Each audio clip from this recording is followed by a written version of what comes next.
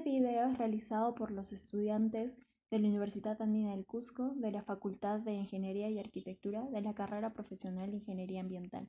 En este video abordaremos las prácticas agronómicas que comprende la adición de enmiendas y fertilizantes, estudiados en el curso de Manejo y Conservación del Suelo, dictados por el ingeniero Teodoro Huarhuachipani y realizado por los siguientes alumnos: Molina Gary Escalante, López Chávez Julia, Rodríguez Coaquira Lucero, Sauraura Pozo Eliana, Santos Rojas Braya. Para mantener la fertilidad del suelo a su nivel adecuado para las plantas, es preciso que se repongan los nutrientes que se pierden. Esta reposición puede hacerse de forma natural, con la descomposición de la materia orgánica, o de forma artificial, con la aportación de nutrientes con los fertilizantes. Importancia de la fertilización y las enmiendas. Sin una adecuada disponibilidad de nutrientes, las plantas no producen de acuerdo a su potencial genético. Es por ello que se necesita un manejo adecuado de la fertilidad del suelo, asegurando una adecuada disponibilidad de nutrientes para las plantas. Cabe resaltar que cada cultivo en particular necesita cantidades específicas de nutrientes. Es por ello que se utilizan los fertilizantes y las enmiendas. Un fertilizante es una mezcla química natural o sintética utilizada para enriquecer el suelo con nutrientes y favorecer el crecimiento vegetal, mientras que las enmiendas son prácticas agronómicas utilizadas para mejorar las propiedades físicas, químicas del suelo con el objetivo de obtener mayores rendimientos en los cultivos. Dentro de estas se tiene tipos de fertilizantes y enmiendas, y estas se clasifican según su origen. Los fertilizantes se pueden clasificar en minerales o químicos, que son productos inorgánicos obtenidos mediante un proceso químico elaborado en un laboratorio o fábrica, mientras que los orgánicos son los que se producen de la descomposición de los restos de materia viva de vegetales, animales, entre otros. Según el contenido de uno o varios elementos principales, los fertilizantes se clasifican en simples y compuestos. Dentro de los simples contienen solamente uno o tres elementos primarios en su composición. Estos a su vez pueden ser nitrogenados, que contienen nitrógeno, fosfatados, que contienen fósforo, y potásicos, que contienen potasio. Y los compuestos contienen más de un elemento en su composición. Estos pueden ser de dos tipos: binarios, que contienen dos elementos en su composición, y los ternarios, que contienen tres elementos en su composición. Características de los fertilizantes y enmiendas. Presentación de los fertilizantes. La presentación de los fertilizantes determina a menudo las condiciones de utilización y la eficacia del sí mismo. Los fertilizantes se presentan en estado sólido y líquido. Los sólidos pueden ser en polvo, cristalinos, granulados y perlados. Los líquidos pueden ser aplicados a los cultivos, ya sea en el momento de la siembra o después de la emergencia. Son formulaciones que se logran elaborar a través de mezclas de diferentes materiales que contienen los nutrientes necesarios para el desarrollo de los cultivos. Se presentan en forma de suspensiones para ser diluidas en el agua y aplicadas a los cultivos. Propiedades químicas de los fertilizantes. Las principales propiedades químicas que poseen los fertilizantes son las siguientes: solubilidad, reacción a los fertilizantes en el suelo y la higroscopicidad. Solubilidad. En el agua, el nitrógeno y el potasio, como otros compuestos. La reacción de los fertilizantes en el suelo, ácida o básica, en función del efecto que tenga el fertilizante al pH del suelo.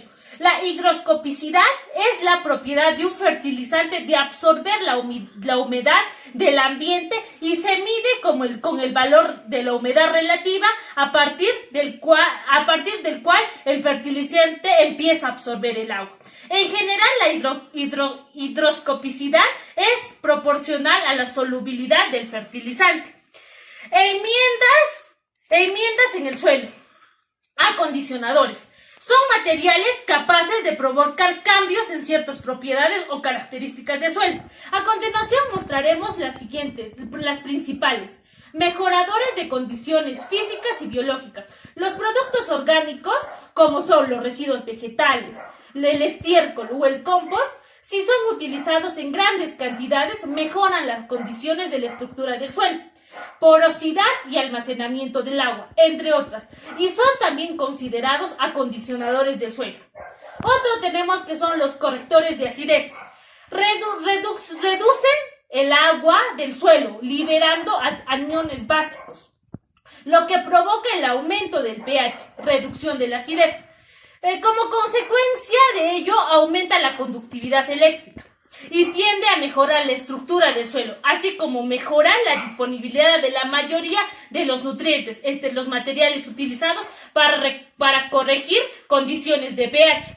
En el suelo tenemos la cal agrícola, que es la piedra caliza molida y que es usada para mejorar el pH del suelo. Esta cal puede estar contaminada con tierra, por lo tanto el contenido de carbonato no debería ser menor al 75%. La cal dolomítica es la roca molida, rica en carbonato de calcio y magnesio, cuyas contracciones varían dependiendo a la fuente, mina y tipo de roca. Pueden ser manipuladas por el mismo agricultor, puesto que esto se trata de un producto cáustico. Por reacción en el suelo es relativamente lenta, en menos de 60 días. Por su efecto generalmente está prolongado entre 3 a 5 años. La cal hidratada es la piedra caliza quemada, es la cual que se ha agregado al agua para que se desintegre en partículas finas. Es usada para subir el pH del suelo. Una buena distribución de la cal en el suelo es esencial en sus reacciones, por lo que la distribución del boleo en la cobertura y el mezclado es la capa arable, con implementos de discos, luego la aplicación segura y la efectividad del trabajo encalado. Ahora hablamos del momento del encalado. Para que la cal produzca un efecto deseado, debe ser aplicado de 2 a 4 veces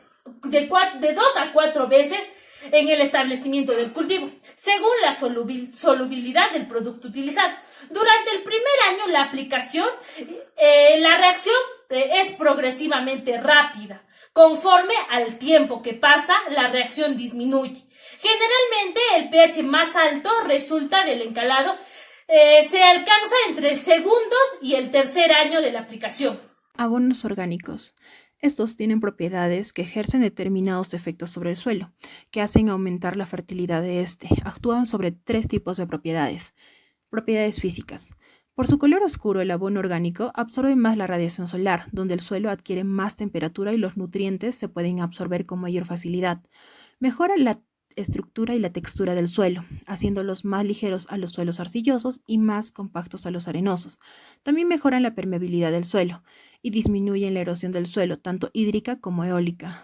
Aumenta la retención del agua del suelo, por lo que absorbe más el agua cuando llueve o cuando se riega. Las propiedades químicas. Aumenta el poder tampón del suelo y en consecuencia reducen las oscilaciones de pH. Aumenta también la capacidad de intercambio catiónico del suelo.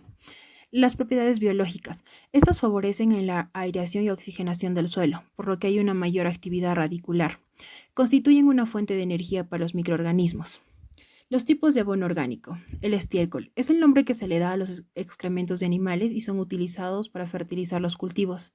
El compost es el producto que se obtiene del compostaje y constituye un grado medio de descomposición de la materia orgánica, como son los restos vegetales, animales y estiércol, por medio de la reproducción masiva de bacterias que están presentes de forma natural. Generalmente se trata de evitar en lo posible la pudrición de los residuos orgánicos. El bokashi es un abono orgánico fermentado, hecho a base de desechos vegetales y estiércol de animales. Su elaboración se basa en procesos de descomposición aeróbica de los residuos y temperaturas controladas a través de poblaciones de microorganismos existentes en los residuos. Las ventajas. El producto se elabora en un periodo relativamente corto, de 12 a 14 días, comparándolo con otros abonos como es el compost. Puede ser utilizado inmediatamente e implica bajos costos de producción. Los abonos verdes. Son plantas cultivadas con el objetivo de mejorar el contenido de materia orgánica y fertilidad del suelo. Estas plantas son preferiblemente leguminosas y cuando éstas han alcanzado su mayor desarrollo son incorporadas a la superficie en el suelo. Los beneficios son que las raíces penetran el suelo y fijan nutrientes, de otra manera serían lavados por el agua. En el caso de usar leguminosas, estas fijan el nitrógeno de la atmósfera y al incorporarse al suelo, los cultivos posteriores pueden hacer uso de este nitrógeno. También mejoran la fertilidad del suelo. Al descomponerse los abonos verdes, adicionan nutrientes. El material incorporado de la planta promueve la actividad de los organismos del suelo. El lombrihumus. Este es el producto que se forma al utilizar lombrices en el compostaje de la materia orgánica.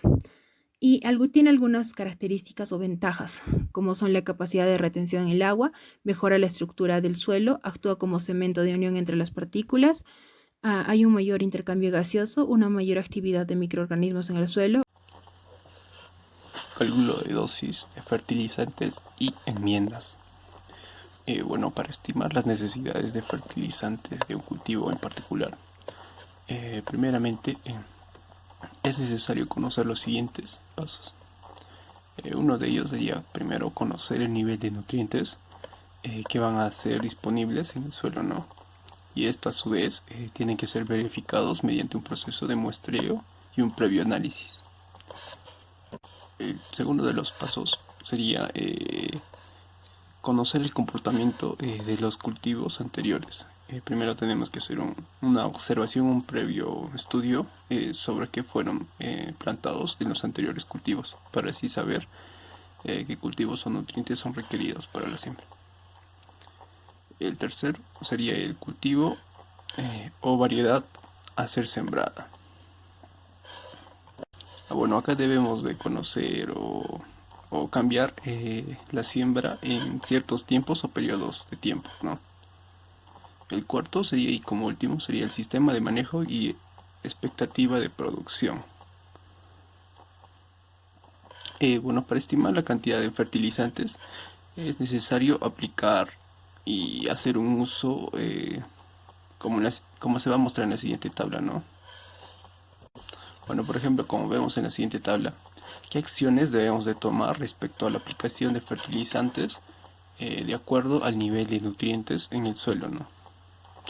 Acá los niveles los vamos a dividir entre tres: alto, medio y bajo, y su respectiva acción a tomar, ¿no? Por ejemplo, primero en el nivel alto, la acción a tomar sería aplicar dosis mínimas, pero en un 70% del total requerido. Y en un nivel medio sería aplicar dosis de media o de mantenimiento en un 100% del total requerido. Cuando es un nivel bajo, sería aplicar las dosis en alta en 120% del total requerido. Esta interpretación debe hacerse para cada uno de los elementos, ¿no? Y con una base para así determinar la cantidad de fertilizantes que se van a aplicar para el cultivo, para así obtener mejores rendimientos y asegurar una buena salud, y también asegurar la calidad del suelo sin causar ninguna alteración y en su proporción física o química del suelo, ¿no?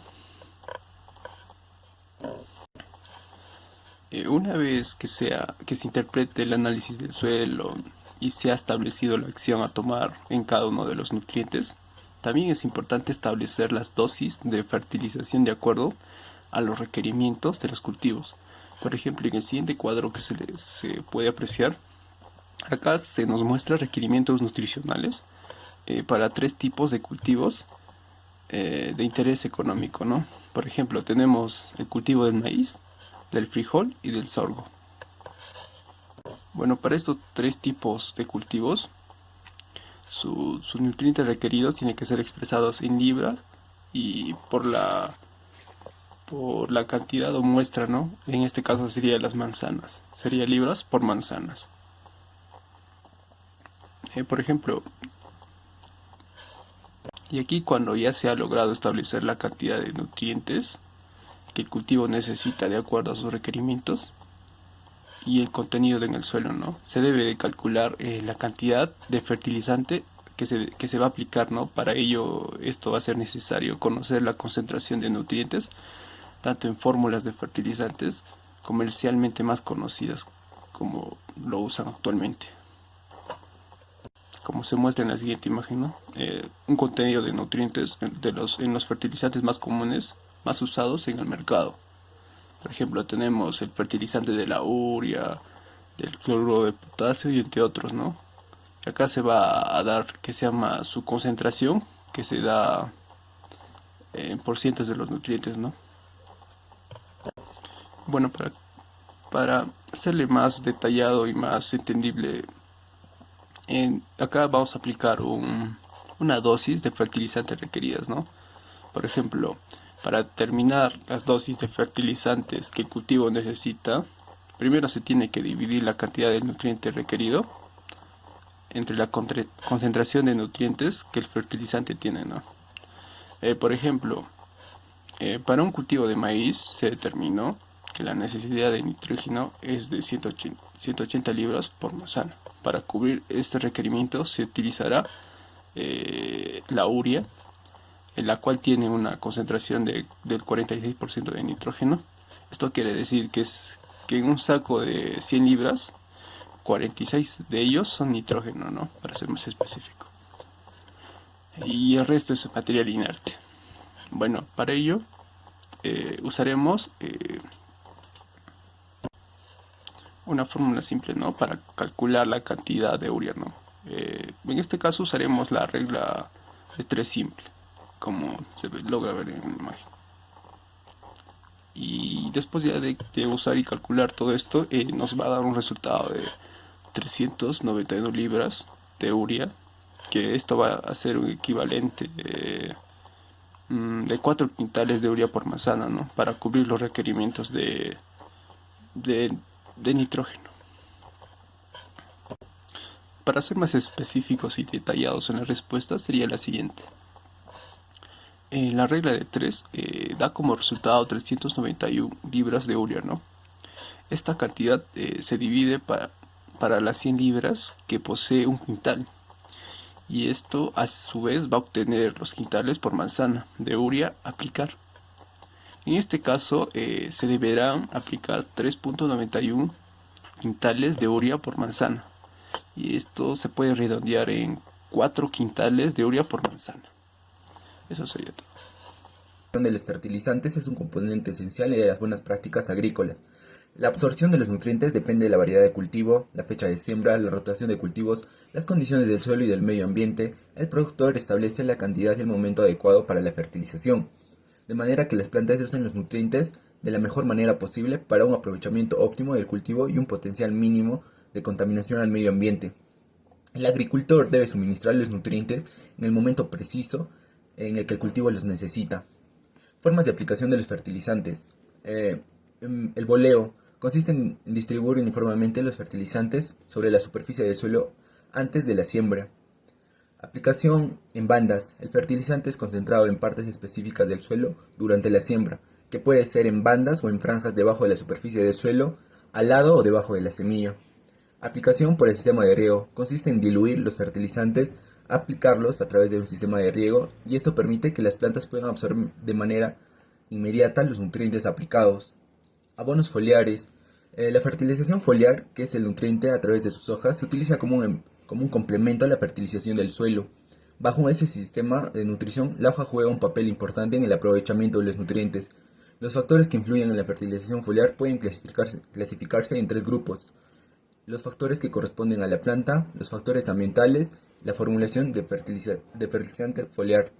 Actualmente se sabe que la fertilización foliar puede contribuir en la calidad y en el incremento de los rendimientos de las cosechas, y que muchos problemas de fertilización al suelo pueden resolverse fácilmente mediante la fertilización foliar. Se reconoce que la absorción de los nutrientes a través de sus hojas no es la forma normal. Penetración de los nutrientes en el tejido de las plantas. Cuando nos referimos a la penetración de nutrientes, podemos definir 2 movimientos: hacia el tejido del exterior, que se conoce como absorción, desde el punto de la penetración hacia otras hojas de la planta, conocido como translocación. La translocación se debe a que los iones hayan penetrado y comienza su transporte hacia las diferentes partes de la planta, y eso se conoce con el nombre de translocación. El mismo se realiza mediante 2 mecanismos. El primero, que viene a ser el transporte de célula a célula, conocido como un movimiento apoplástico, y el transporte a través de canales vasculares conocido como movimiento simplástico. El movimiento de los nutrientes en la planta está dado por la movilidad de los iones dentro de la misma. Por lo tanto, los nutrientes se dividen en tres grupos, que vienen a ser los móviles, que son nitrógeno, fosfato, potasio y azufre, los parcialmente, que son el zinc, el cobre, el hierro y el manganeso, y el poco móvil, que es el calcio, el magnesio. En cuanto a limitaciones de los fertilizantes foliar, tenemos que las tasas de penetración son bajas. Se lava con la lluvia, un rápido secado de las soluciones del cual no permiten la penetración de los sólidos, tasas limitadas de traslados de ciertos nutrientes.